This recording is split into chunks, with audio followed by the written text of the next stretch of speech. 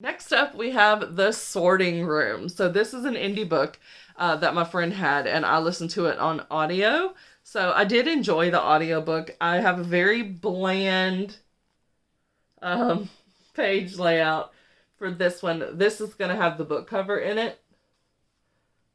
So yeah, I've got a bland page layout, but I had a lot to say, so I didn't have room for decorations. This was an interesting read, y'all.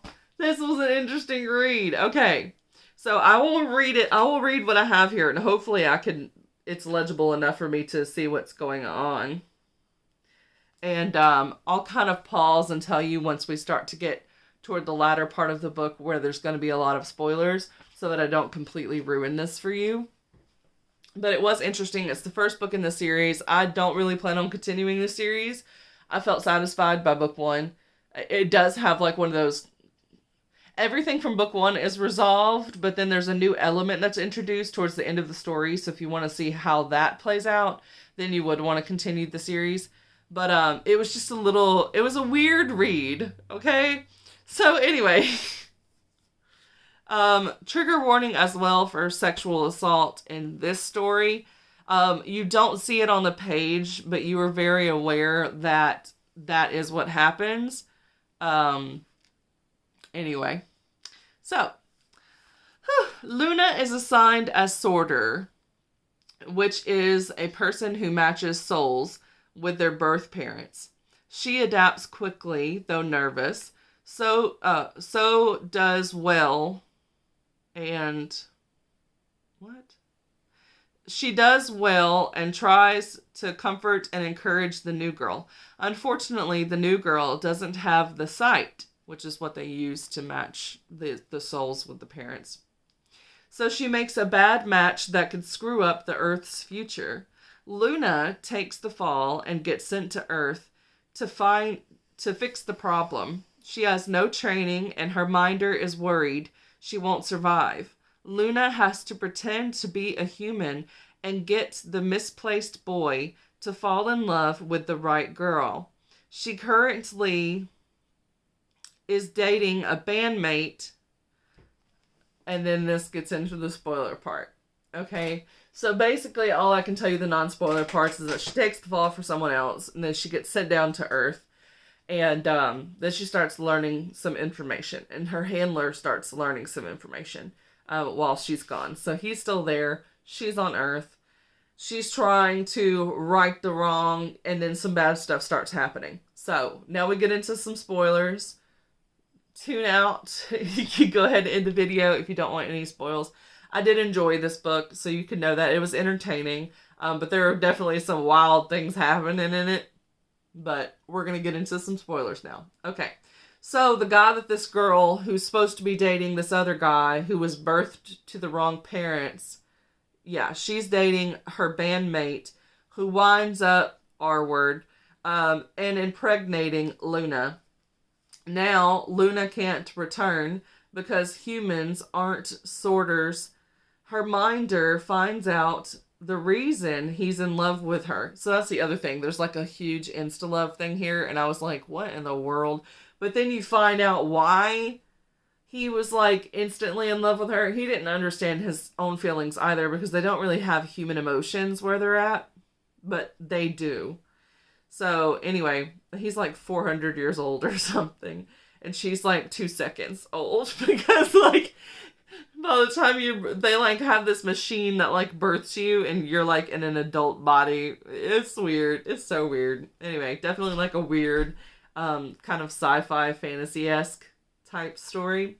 Anyway, he finds out the reason he's in love with her is that they were human soulmates who were never born because one mother chose to abort. And he also doesn't think Luna is the one who messed up. After investigating, the girl who did mess up tells him the truth and that she can't see all the colors the sorters see to know who to pair. It turns out she is a demon, so they all hatch a plan to send her to take over the mission. And he will go to Earth to run away with her because the coordinator wants her dead.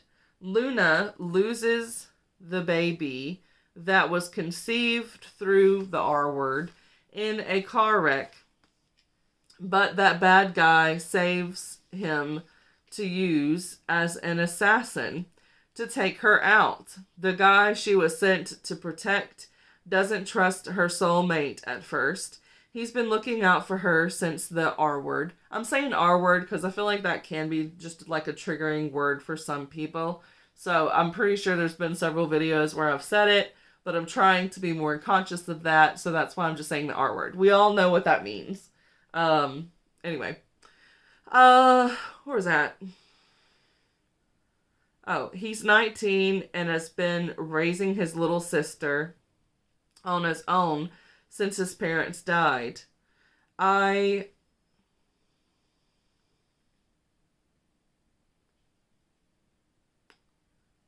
easily could have shipped them together more than the true match because they had more time to bond together.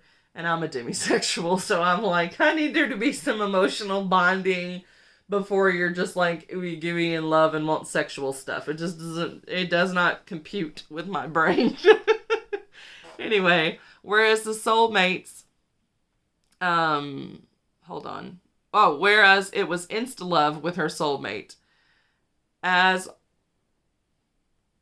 odd and nonsensical as some of the plot was, I couldn't help but enjoy this book and all of its twists and turns.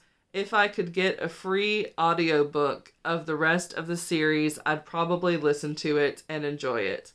But I didn't like it quite enough to purchase my own copy, mostly because the insta-love doesn't allow for the emotional build of sexual tension that I prefer in books. Nevertheless, it was an enjoyable read with new and inventive concepts and was a vast improvement to the other book, Just Like a Pill, that I read from the author earlier this year. I wouldn't mind reading more from her. I think she has a lot of potential, and her sci-fi ideas are unique and full of surprises. I will miss the guy friend character. He was the perfect, supportive,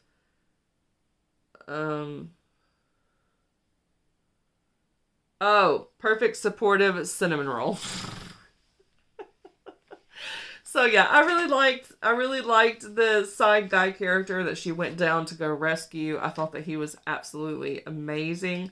And I did like the guy that was her true soulmate as well. I just didn't see them together as much, so they didn't have opportunities to bond and form that like actual emotional connection that was based more off of the fact that they were just like biological soulmates or something. Like, you know what I mean? But yeah, I did enjoy the story. It was very weird, but I liked it. And if that sounded interesting to you, then I would recommend going and checking it out. I don't think you're going to be disappointed. And that is all I have to say about The Sorting Room. I hope you enjoyed this video. Let me know down below if you're liking these individual reviews over me doing wrap-ups. Because I feel like when I do wrap-ups, I'm not getting to get into the nitty-gritty of the stories. And I would rather tell you everything.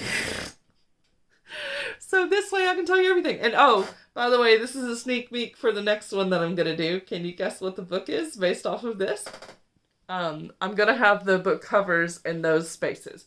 But again, sticker paper is expensive, so I'll wait until I have a whole thing of images to print before I print. So that's where there's blank spaces, but I've indicated where the book covers are going to go. So this is the next book.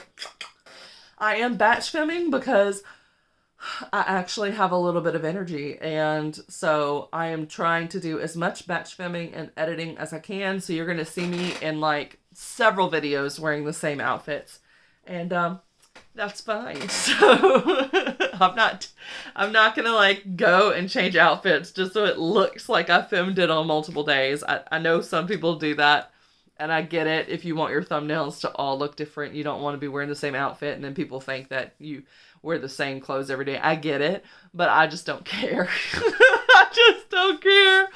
But anyway, that's all I have about The Sorting Room. Thanks for watching. Don't forget to like, subscribe, share with friends, comment down below. That's my favorite thing.